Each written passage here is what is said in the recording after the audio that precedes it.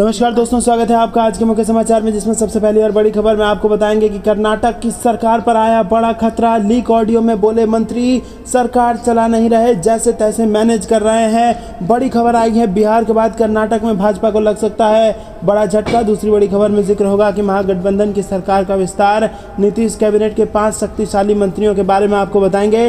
तीसरी बड़ी खबर में जिक्र होगा कि मोदी सरकार ने सोचा था कि 370 को हटाने से कश्मीरी पंडितों को फायदा होगा, लेकिन वे असुरक्षित हैं, असदुद्दीन ओवैसी ने लगाया आरोप। चौथी बड़ी खबर में आपको बताएंगे कि कांग्रेस शुरू करेगी भारत जोड़ो यात्रा, तारिक अनवर बोले देश में विनाशकारी ताकतें हैं सक्रिय। और पांचवी बड़ी खबर में जिक्र होगा कि राहुल गांधी को मनाने में जुटी कांग्रेस, अध्यक्ष पद के चुनाव में देरी की संभावना। दोस्तों, हर एक खबर की गहराई में आपको ले जाएंगे, लेकिन उससे पहले आपसे निवेदन की वीडियो कीजिए लाइक और लाल बटन को दबा के चैनल को सब्सक्राइब करके घंटी बजाकर कमेंट में लिखिए जय हिंद। दोस्तों, रुक करते हैं सबसे पहली और बड़ी खबर की तरफ। कर्नाटक की सरकार पर खतरा, लीक ऑडियो में बोले मंत्री सरकार चला नहीं रहे, जैसे तैसे मैनेज कर रहे हैं। जी हाँ दोस्तों, कर्नाटक में जब से बसवराज बोम्मई मुख्यमंत्री बने हैं तब से ही सब कुछ ठीक नहीं चल रहा। कई बार ऐसी चर्चाएं उठी हैं कि बोम्मई को सीएम पद से हटाया जा सकता है, और अब एक ऑडियो लीक हुआ है जिसमें कर्नाटक सरकार के मंत्री कह रहे हैं कि राज्य की सरकार चल नहीं रही, बल्कि किसी तरह मैनेज की जा रही है।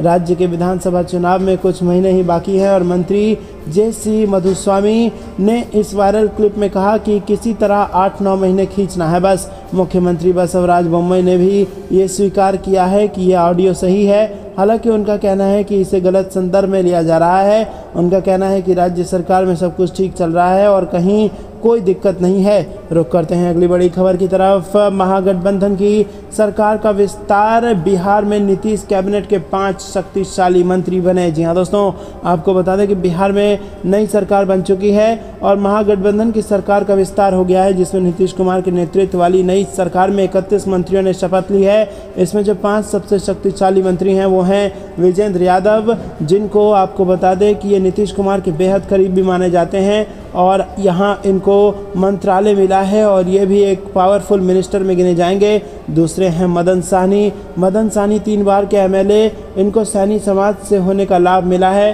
और मदन सैनी मंत्री भी रह चुके हैं और ये दरभंगा के बहादुरपुर विधानसभा क्षेत्र से विधायक हैं। और दोस्तों, अशोक चौधरी तीसरा नाम है, ये भी मंत्री बनाए गए हैं। संजय कुमार झा और विजय कुमार चौधरी, ये 5 लोग हैं जो ताकतवर बना दिए गए हैं यहाँ पर नई सरकार में। रुक करते हैं अगली बड़ी खबर की तरफ। मोदी सरकार ने सोचा था कि 370 हटाने के बाद कश्मीरी पंडितों को फायदा होगा, लेकिन वो असुरक्षित हैं, असदुद्दीन ओवैसी ने लगाया ये बड़ा आरोप। जी हाँ दोस्तों, जम्मू कश्मीर के शोपिया जिले में 2 कश्मीरी पंडित भाइयों पर हुए आतंकी हमले को लेकर सियासी बयानबाजी शुरू हो गई है और कश्मीरी पंडितों पर हुए आतंकी हमले के बहाने AIMIM प्रमुख असदुद्दीन ओवैसी ने एक बार फिर अनुच्छेद 370 का राग अलापा है, जिसे मोदी सरकार ने कश्मीर से हटा दिया था। ओवैसी ने कहा कि मोदी सरकार ने सोचा था कि 370 को हटाने से कश्मीरी पंडितों को फायदा होगा, लेकिन वो असुरक्षित हैं। असदुद्दीन ओवैसी ने अपने बयान में कहा कि कश्मीर में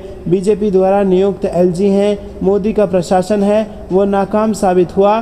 370 को हटाया गया कि कश्मीरी पंडितों को फायदा होगा, लेकिन वो असुरक्षित हैं, कश्मीरी पंडित छोड़कर जाना चाहते हैं और ये मोदी सरकार की नाकामी है। इस पर गृह मंत्री अमित शाह को जवाब देना चाहिए। वही शोपिया में कश्मीरी पंडित भाइयों पर हुए आतंकी हमले को लेकर कांग्रेस ने प्रेस कॉन्फ्रेंस कर मोदी सरकार से जवाब मांगा है। कांग्रेस नेता पवन खेड़ा ने प्रेस कॉन्फ्रेंस के जरिए कहा है कि समय आ गया है कि PM और गृह मंत्री अपनी कश्मीर नीति को लेकर देश को संबोधित करें और श्वेत पत्र पेश करें। उन्होंने कहा कि मोदी सरकार बताए कि आखिर क्यों उसकी कश्मीर नीति विफल रही है। जम्मू कश्मीर पुलिस के अनुसार दोनों भाई शोपिया के चोटीगाम गांव में एक सेब के बागान में थे और तभी आतंकियों ने उन पर गोलीबारी कर दी। रुक करते हैं अगली बड़ी खबर की तरफ। कांग्रेस शुरू करेगी भारत जोड़ो यात्रा, तारिक अनवर का बयान, देश में विनाशकारी ताकतें हैं सक्रिय। जी हाँ दोस्तों, आपको बता दें कि देश में कई मुद्दे को लेकर मुख्य विपक्षी दल कांग्रेस लगातार केंद्र सरकार पर हमलावर है और इसी सिलसिले में कांग्रेस भारत जोड़ो यात्रा शुरू करने वाली है। कांग्रेस ने कहा है कि देश को भारत जोड़ो यात्रा जैसे कार्यक्रमों की बेहद ज़रूरत है। कांग्रेस ने कहा कि देश में विनाशकारी ताकतें बहुत सक्रिय हैं। भाजपा नेतृत्व वाली केंद्र सरकार को इन विनाशकारी ताकतों को संरक्षण प्राप्त है। दोस्तों, तिरुवनंतपुरम में पार्टी कार्यालय इंदिरा भवन में कार्यकर्ताओं को संबोधित करते हुए कांग्रेस महासचिव तारिक अनवर ने कहा कि हाल ही में उदयपुर में चिंतन शिविर के दौरान ये निर्णय लिया गया था कि पार्टी को लोगों से जुड़ने के लिए एक बड़ा कार्यक्रम आयोजित करना चाहिए और सत्तारूढ़ भाजपा और आरएसएस द्वारा बनाई गई विभाजनकारी ताकतों की विचारधारा का कड़ा विरोध करना चाहिए। तारिक अनवर ने आगे कहा कि भारत एक महत्वपूर्ण समय से गुजर रहा है। देश में विभाजनकारी और सांप्रदायिक ताकतें इसे धार्मिक आधार पर विभाजित करने के मिशन के साथ सक्रिय हैं। ये ताकतें उस पार्टी के खिलाफ भी काम कर रही हैं जिसने अंग्रेज़ों के खिलाफ लड़ी थी और राष्ट्र की स्वतंत्रता के लिए जिम्मेदार थी। रुक करते हैं अगली बड़ी खबर की तरफ। राहुल गांधी को मनाने में जुटी कांग्रेस, अध्यक्ष पद के चुनाव में देरी की संभावना। जी हाँ दोस्तों, कांग्रेस 7 सितंबर से भारत जोड़ो यात्रा की शुरुआत कन्याकुमारी से करेगी और ये यात्रा लंबी चलने वाली है और इसीलिए अगर तब तक अध्यक्ष पद का चुनाव नहीं हुआ तो इसमें और देरी की संभावना है। और दोस्तों, कांग्रेस के रणनीतिकार राहुल गांधी को अध्यक्ष पद के लिए चुनाव लड़ने के लिए मनाने में अब तक असफल रहे हैं और जिसकी वजह से कांग्रेस अध्यक्ष पद के चुनाव में देरी हो सकती है। राहुल गांधी ने फिलहाल चुनाव लड़ने से स्पष्ट संकेत कोई नहीं दिए हैं, लेकिन राहुल गांधी की तरफ से कोई साफ जवाब न मिलने की वजह से कांग्रेस कार्य समिति की बैठक नहीं बुलाई जा रही जिसमें चुनाव की तारीख को ऐलान होना है और कांग्रेस की सेंट्रल इलेक्शन अथॉरिटी के मुताबिक उसने चुनाव की तैयारी पूरी कर ली है। रुक करते हैं अगली बड़ी खबर की तरफ। आगामी चुनाव को लेकर माहौल बनाने में जुटी पार्टियां यात्राएं कर जनता को साधेंगे दोनों दल के प्रमुख। जी हाँ दोस्तों, आपको बता दें कि मध्य प्रदेश में 2023 के विधानसभा चुनाव में कांग्रेस और बीजेपी यात्राओं के जरिए माहौल बनाने में लग गई है और इसके लिए कांग्रेस के नेता राहुल गांधी और बीजेपी के लिए पीएम मोदी मध्य प्रदेश में अपनी यात्राओं के जरिए 2023 के लिए जीत मार्ग प्रशस्त करेंगे। मध्य प्रदेश में 7 साल बाद होने वाले विधानसभा चुनाव के पहले प्रधानमंत्री नरेंद्र मोदी 5 बार मध्य प्रदेश के दौरे पर आएंगे और बीजेपी सरकार ने मिशन 2023 के लिए प्रधानमंत्री के आगमन के हिसाब से 5 मेगा प्रोजेक्ट की रणनीति बनाई हुई है। दोस्तों, रुक करते हैं अगली बड़ी खबर की तरफ जो कि तेलंगाना से आ रही है। तेलंगाना सीएम और राज्यपाल के बीच में हुई अनबन। जी हाँ दोस्तों, हैदराबाद तेलंगाना से बड़ी खबर। तेलंगाना के मुख्यमंत्री के चंद्रशेखर राव और राज्यपाल तमिलिसाई सुंदरराजन के बीच तल्खी सामने आई है। सीएम चंद्रशेखर राव राज्यपाल के आवास पर आयोजित एट होम कार्यक्रम में शामिल नहीं हुए। स्वतंत्रता दिवस की शाम राजभवन में एट होम कार्यक्रम रखा गया था। माना जा रहा था कि चंद्रशेखर राव कार्यक्रम में उपस्थित होंगे, लेकिन अंतिम समय में किसी कारण से कार्यक्रम में नहीं आए और हालांकि बीते महीने हाई कोर्ट के चीफ जस्टिस के शपथ ग्रहण समारोह में शामिल होकर राव ने राज्यपाल के साथ संबंधों के सुधरने के संकेत दिए थे, लेकिन अब कार्यक्रम में शामिल ना होने से कई तरह की अटकलें लगाई जा रही हैं। बीती रात राज्यपाल के आधिकारिक ट्विटर हैंडल से एट होम कार्यक्रम की तस्वीरें ट्वीट की गई थी और राज्यपाल ने ट्वीट कर कहा कि स्वतंत्रता दिवस समारोह के ऐतिहासिक अवसर पर राजभवन में एट होम डिनर की मेजबानी करते हुए खुशी हुई। गौरतलब है कि चंद्रशेखर साल 2020 तक राज्यपाल के एट होम कार्यक्रम में शामिल होते रहे हैं। दोस्तों, रुक करते हैं अगली बड़ी खबर की तरफ। कुछ लोग जाति के नाम पर झगड़ा कराकर साध रहे हैं वोट। अखिलेश यादव ने किया ये दावा। जी हाँ दोस्तों, समाजवादी पार्टी अध्यक्ष अखिलेश यादव ने सोमवार को कहा कि वर्तमान में देशवासियों को इस बात की चिंता है कि कुछ लोग जाति के भेदभाव को आगे रख झगड़ा कराकर वोटों को साधने का काम कर रहे हैं। यादव ने 75वें स्वाधीनता दिवस पर लखनऊ स्थित जनेश्वर मिश्रा कार्यालय में आयोजित कार्यक्रम में किसी का नाम लिए बगैर कहा कि आज हमारे देशवासियों को इस बात की चिंता है कि कुछ लोग जाति के भेदभाव को आगे रखकर आपस में झगड़ा कराकर वोटों को साधने का काम कर रहे हैं। लोकतंत्र की मजबूती, भाईचारे और सद्भावना के साथ संविधान के रास्ते पर चलकर ही हमारा देश दुनिया में आगे बढ़ता नजर आएगा। उन्होंने कहा कि राष्ट्रपिता महात्मा गांधी, बाबा साहेब भीमराव अंबेडकर और डॉक्टर राम मनोहर लोहिया ने समय समय पर कोशिश की थी कि देश से छुआछूत एवं जातिवाद दूर हो। उन्होंने कहा कि समाजवादी लोग इसी रास्ते पर चलते हैं और राजधानी लखनऊ सहित प्रदेश के सभी जिलों में सपा कार्यालयों में ध्वजारोहण किया गया। यादव ने कहा कि भारत को आज़ादी तमाम वीर सपूतों की शहादत के बाद मिली है और उनकी कुर्बानी भुलाई नहीं जा सकती। रुक करते हैं अगली बड़ी खबर की तरफ। परिवारवाद पर पीएम मोदी के निशाने पर बिफरे जेडीयू नेता गिना दिए 25 नाम। जी हाँ दोस्तों, पीएम नरेंद्र मोदी ने स्वतंत्रता दिवस के मौके पर लाल किले से देश को संबोधित किया और लाल किले की प्राचीर से प्रधानमंत्री मोदी की लगातार 9वीं स्पीच थी। पीएम ने देश को संबोधित करते हुए कहा कि आज हमारे सामने बड़ी चुनौतियां भ्रष्टाचार, परिवारवाद और भाई भतीजावाद है। और इस मुद्दे पर चैनल पर एक टीवी डिबेट के दौरान जेडीयू नेता राजीव रंजन भड़क गए। राजीव रंजन ने कहा कि जब प्रधानमंत्री को घोषणाएं करनी थी, नई योजनाओं का ऐलान करना था, उसकी जगह उन्होंने राजनीतिक विरोधियों पर निशाना साधने के लिए आज के दिन का इस्तेमाल कर लिया। दोस्तों, उन्होंने बसवराज बोम्मई का नाम लेकर कहा कि वो भी भाजपा के बड़े नेता थे और आज उनके बेटे बीजेपी से कर्नाटक के मुख्यमंत्री हैं। जेडीयू नेता ने आगे कहा कि ये 25 नेताओं की सूची और इसे देखने के बाद भारतीय जनता पार्टी के नेताओं को वंशवाद पर ज़्यादा अपनी पीठ नहीं थपथपानी चाहिए और न ही ये कहना चाहिए कि वो वंशवाद के विरोधी हैं।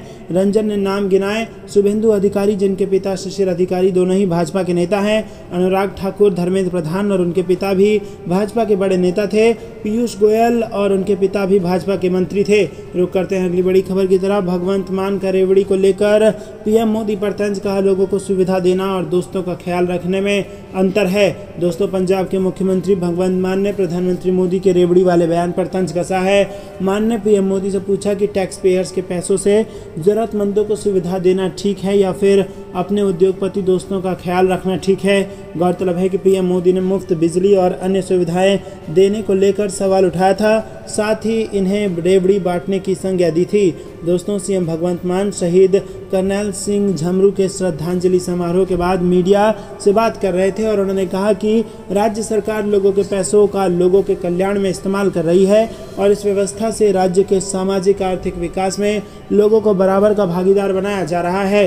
भगवंत मान ने कहा कि इसके उलट केंद्र सरकार आम लोगों की गाढ़ी कमाई को दिन दिहाड़े कॉरपोरेट दोस्तों के ऊपर लुटा रही है और इनमें से कुछ तो बैंक में कई लाख करोड़ रुपए लेकर देश छोड़ चुके हैं। दोस्तों, रुक करते हैं अगली बड़ी खबर की तरफ। सीएम गहलोत का बीजेपी और संघ पर निशाना, कही बड़ी बात। जी हाँ दोस्तों, सीएम अशोक गहलोत ने हिंदुत्व के नाम पर राजनीति करने के आरोप लगाते हुए विपक्षी पार्टियों को आड़े हाथों लिया और एसएमएस स्टेडियम में मीडिया के सवालों को जवाब देते हुए सीएम ने ये बात कही। आरएसएस के वरिष्ठ प्रचारक इंद्रेश कुमार के जिन्ना और महात्मा गांधी वाले बयान पर सीएम ने इस पर पलटवार करते हुए कहा कि जो हिंदुत्व के नाम पर राजनीति कर रहे हैं, हिंदू राष्ट्र बनाने की बात कर रहे हैं, इनको मैं पूछना चाहूँगा कि पाकिस्तान बन गया धर्म के नाम पर, वो तो बर्बाद हो गया है। आज वो हमारे देश के मुकाबले में पैरामीटर्स जो होते हैं, इंडिकेटर्स, उसमें कहीं नहीं टिकता है। आगे गहलोत ने कहा कि पाकिस्तान आज न शिक्षा में, न स्वास्थ्य में, न सड़क में, न पानी में, न बिजली में, न सोशल सिक्योरिटी के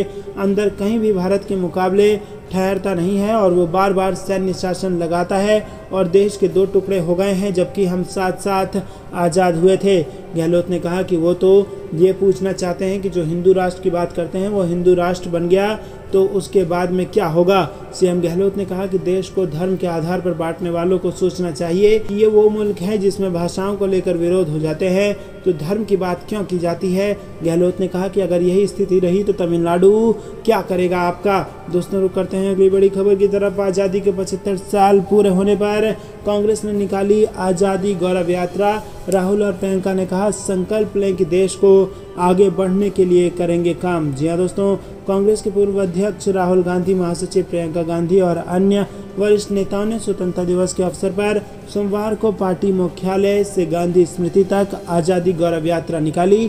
कांग्रेस नेताओं ने 30 जनवरी मार्ग स्थित गांधी स्मृति पहुंचकर बापू को श्रद्धांजलि अर्पित की और ये वही स्थान है जहां 30 जनवरी 1948 को राष्ट्रपिता महात्मा गांधी की गोली मारकर हत्या की गई थी।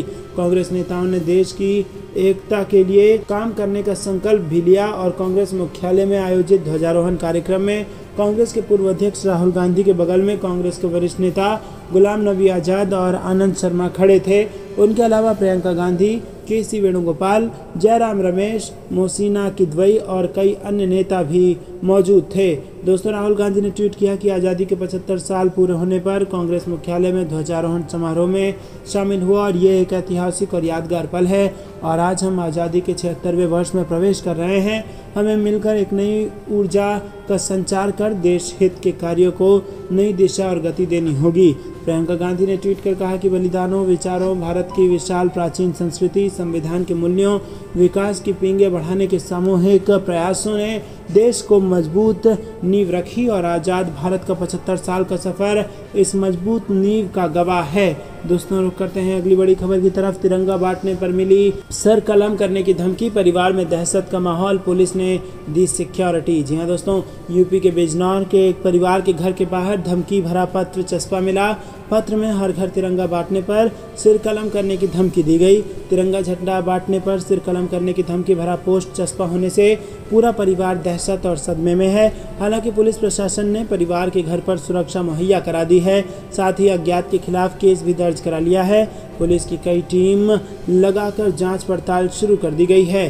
दोस्तों, दरअसल बिजनौर जनपद के थाना किरतपुर के बुद्धपाड़ा इलाके में अरुण कश्यप का परिवार के साथ जीवन यापन करता है और 14 अगस्त की सुबह अरुण कश्यप के परिवार को मकान की मुख्य दीवार पर हाथ से लिखी धमकी भरा पत्र चिपका मिला और परिवार और इलाके के लोगों ने देखा तो वो भी सन्न रह गए। अरुण के घर के बाहर चस्पा पत्र में लिखा है कि अन्नू, तुझे बहुत घर घर तिरंगा देने की खुशी है, अब तेरा भी सर तन से अलग करना पड़ेगा ISI के साथ ही। दोस्तों, रुक करते हैं अगली बड़ी खबर पर। शिवमोगा में सावरकर की तस्वीर को लेकर बवाल, कर्फ्यू लगाया गया। जी दोस्तों, कर्नाटक के शिवमोगा में वीर सावरकर के एक पोस्टर को लेकर बवाल हो गया है। हिंदूवादी संगठनों द्वारा स्वतंत्रता दिवस के मौके पर लगाए गए इस पोस्टर का कुछ मुस्लिम युवक विरोध करने लगे हैं और इसके बाद कर्नाटक पुलिस ने जिले के कुछ हिस्सों में प्रतिबंध लगा दिया है। सावरकर की तस्वीर हटाने को लेकर हिंदू संगठनों ने प्रदर्शन शुरू कर दिया है और मंगलुरु के सूरतकल जंक्शन पर भी इसी तरह के बैनर को लेकर बवाल हुआ। यहाँ social democratic party of India के कार्यकर्ता सावरकर की तस्वीर को लेकर आपत्ति जताई और इसके बाद इस फ्लैक्स को हटा दिया गया। यहाँ एक सर्कल का नाम सावरकर के नाम पर रखा गया था। मंगलुरु सिटी कॉरपोरेशन ने इसकी मंजूरी भी दी थी। भाजपा विधायक वाई भारत शेट्टी की मांग पर सर्कल का नाम सावरकर के नाम पर रखा गया था, जिसके बाद बवाल होने के बाद कर्फ्यू लगाया गया। रुक करते हैं अगली बड़ी खबर की तरफ, जिसमें आपको बता दें कि प्रियंका और राहुल संग कांग्रेस नेताओं ने दिल्ली में निकाली आज़ादी की गौरव यात्रा, सोनिया का सरकार पर निशाना। जी हां दोस्तों, आज़ादी के 75 साल पूरे होने पर कांग्रेस के पूर्व अध्यक्ष राहुल गांधी, महासचिव प्रियंका गांधी और कई अन्य वरिष्ठ नेताओं ने स्वतंत्रता दिवस के अवसर पर सोमवार को पार्टी मुख्यालय से गांधी स्मृति तक आज़ादी गौरव यात्रा निकाली। और इससे पहले कांग्रेस अध्यक्ष सोनिया गांधी ने आरोप लगाया कि एक आत्ममुक्त सरकार स्वतंत्रता सेनानियों के बलिदान को तुच्छ साबित करने पर तुली हुई है और कांग्रेस राजनीतिक लाभ के लिए किए गए ऐसे प्रयासों का कड़ा विरोध करेगी। कांग्रेस नेताओं ने 30 जनवरी मार्ग स्थित गांधी स्मृति पहुंचकर बापू को श्रद्धांजलि अर्पित की और ये वही स्थान है जहां 30 जनवरी 1948 को राष्ट्रपिता महात्मा गांधी की गोली मारकर हत्या की गई थी। कांग्रेस नेताओं ने देश की एकता के लिए काम करने का संकल्प भी लिया है। कांग्रेस अध्यक्ष सोनिया गांधी के कोरोना वायरस से संक्रमित होने के कारण सोमवार को पार्टी की वरिष्ठ नेता अंबिका सोनी ने अखिल भारतीय कांग्रेस कमेटी के मुख्यालय में ध्वजारोहण किया। रुक करते हैं अगली बड़ी खबर की तरफ। नेहरू गांधी जैसे नेताओं की छवि खराब करने के लिए इतिहास को तोड़ मड़ोड़ रही मोदी सरकार, स्वतंत्रता दिवस पर भड़की सोनिया गांधी। जी हां दोस्तों, देश आज़ादी की 75वीं सालगिरह मना रहा है और इस बीच कांग्रेस की अंतरिम अध्यक्ष सोनिया गांधी ने देशवासियों को आज़ादी के पर्व की शुभकामनाएं दी, साथ ही केंद्र की मोदी सरकार पर भी निशाना साधा। सोनिया गांधी ने केंद्र की आलोचना करते हुए आरोप लगाया कि वो महात्मा गांधी और जवाहरलाल नेहरू जैसे नेताओं को बदनाम करने के लिए ऐतिहासिक तथ्यों को गलत तरीके से पेश कर रही है। उन्होंने कहा कि केंद्र सरकार अपने राजनीतिक प्रचार को आगे बढ़ाने के लिए महात्मा गांधी और जवाहरलाल नेहरू को बदनाम करने की कोशिश कर रही है। दोस्तों, आपको बता दें कि कांग्रेस के अंतरिम अध्यक्ष ने आरोप लगाया कि केंद्र सरकार स्वतंत्रता संग्राम के दौरान भारतीय बलों द्वारा दिए गए बलिदानों को कम करने की कोशिश कर रही है और उन्होंने कहा कि भारतीय राष्ट्रीय कांग्रेस ऐतिहासिक तथ्यों को गलत साबित करने और गांधी, नेहरू, आजाद, पटेल जैसे नेताओं को बदनाम करने की इस संकीर्णतावादी सरकार की हर कोशिश का विरोध करेगी। रुक करते हैं अगली बड़ी खबर की तरफ, जिसमें आपको बता दें कि अब फिर सड़कों पर उतरे कांग्रेस के दिग्गज, शहीदों को किया याद। जी हां दोस्तों, कुछ दिनों पहले जब प्रवर्तन निदेशालय ने नेशनल हेराल्ड मामले में सोनिया गांधी और राहुल गांधी को सुनवाई के लिए पेश होने को कहा था तो कांग्रेस के दिग्गज मैदान में उतरे थे। अब एक बार फिर आज़ादी की 75वीं वर्षगांठ पर कांग्रेस पार्टी के दिग्गज महंगाई, भ्रष्टाचार के विरोध में सड़कों पर उतरे हैं। कांग्रेस नेता राहुल गांधी और प्रियंका गांधी समेत कांग्रेस के बड़े नेता कांग्रेस मुख्यालय से नारेबाजी करते हुए निकले। दरअसल राजधानी दिल्ली स्थित कांग्रेस मुख्यालय में पूर्व केंद्रीय मंत्री सोनी ने ध्वजारोहण किया और इस दौरान कांग्रेस के पूर्व राष्ट्रीय अध्यक्ष राहुल गांधी, गुलाम नबी आजाद, पवन खेड़ा, सुप्रिया श्रीनेत समेत कई बड़े नेता मौजूद रहे। इसके बाद कांग्रेस नेताओं ने मार्च निकाला और ये मार्च कांग्रेस मुख्यालय से 30 जनवरी मार्ग पर पहुंचा, जहां महात्मा गांधी शहीद हुए थे। वहां राहुल गांधी समेत सभी कांग्रेस नेताओं ने बापू को श्रद्धांजलि दी। दोस्तों रुक करते हैं अगली बड़ी खबर की तरफ। बिहार में आरजेडी जेडीयू के साथ आने के बाद यूपी में भी हो सकता है बड़ा खेल। जी हां दोस्तों, बिहार में नीतीश कुमार और तेजस्वी यादव के साथ आने के बाद अब यूपी में भी इसको लेकर चर्चाएं तेज हो गई हैं कि 2024 के चुनाव से पहले मायावती और अखिलेश यादव एक साथ आ सकते हैं। रुक करते हैं अगली बड़ी खबर की तरफ। देखिए भैया, मैं कमेंट नहीं करूंगा इन चीजों पर, प्रधानमंत्री की भाई भतीजावाद टिप्पणी पर बोले राहुल गांधी। जी हां दोस्तों, कांग्रेस नेता राहुल गांधी ने सोमवार को पीएम मोदी के स्वतंत्रता दिवस पर दिए गए भाषण पर टिप्पणी करने से इनकार कर दिया। पीएम ने अपने भाषण में कहा था कि भ्रष्टाचार और भाई भतीजावाद दो बड़ी चुनौती है जिनका देश आज सामना कर रहा है। और इस पर जब राहुल गांधी से पूछा गया तो उन्होंने कहा कि मैं कोई टिप्पणी नहीं करूंगा। स्वतंत्रता दिवस की बहुत बहुत शुभकामनाएं। कांग्रेस अध्यक्ष सोनिया गांधी ने आज़ादी के 75 साल पूरा होने पर इसके मौके पर सोमवार को देशवासियों को शुभकामनाएं दी और केंद्र सरकार पर निशाना साधते हुए कहा कि देश ने इन 75 वर्षों में अनेक उपलब्धियां हासिल की, लेकिन आज की आत्ममुग्ध सरकार स्वतंत्रता सेनानियों के महान बलिदानों और देश की गौरवशाली उपलब्धियों को तुच्छ साबित करने पर तुली है। हालांकि राहुल गांधी पीएम मोदी के भाषण पर टिप्पणी करने से बचते नजर आए। उन्होंने मीडिया से बात करते हुए कहा कि देखिए भैया, मैं कमेंट नहीं करूंगा इन चीज़ों पर। आप सभी को स्वतंत्रता दिवस की बहुत बहुत बधाई। दोस्तों रुक करते हैं अगली बड़ी खबर की तरफ। दलित छात्र की मौत पर अशोक गहलोत से अपने भी नाराज सचिन पायलट ने संभाला मोर्चा। जी हां दोस्तों, जालौर में शिक्षक की पिटाई से दलित छात्र की मौत को लेकर गहलोत सरकार चौतरफा घिर गई है। भारतीय जनता पार्टी और बहुजन समाज पार्टी की ओर से हमला झेल रही गहलोत सरकार अब अपनों के भी निशाने पर है। कांग्रेस विधायक पानाचंद मेघवाल ने गहलोत को अपना इस्तीफा भेजकर सरकार पर कई सवाल खड़े कर दिए और इसी बीच कांग्रेस नेता और पूर्व उप मुख्यमंत्री सचिन पायलट ने पीड़ित परिवार के घर जाने का ऐलान कर दिया। सचिन पायलट ने ट्वीट किया कि जालौर जिले के सुराणा गांव में छात्र इंद्र कुमार के साथ शिक्षक द्वारा निर्ममता से की गई पिटाई में मासूम को अपने प्राण गंवाने पड़े थे। मैं कल 16 अगस्त को स्वर्गीय इंद्र कुमार के परिजनों से मिलकर संवेदनाएं व्यक्त करूंगा।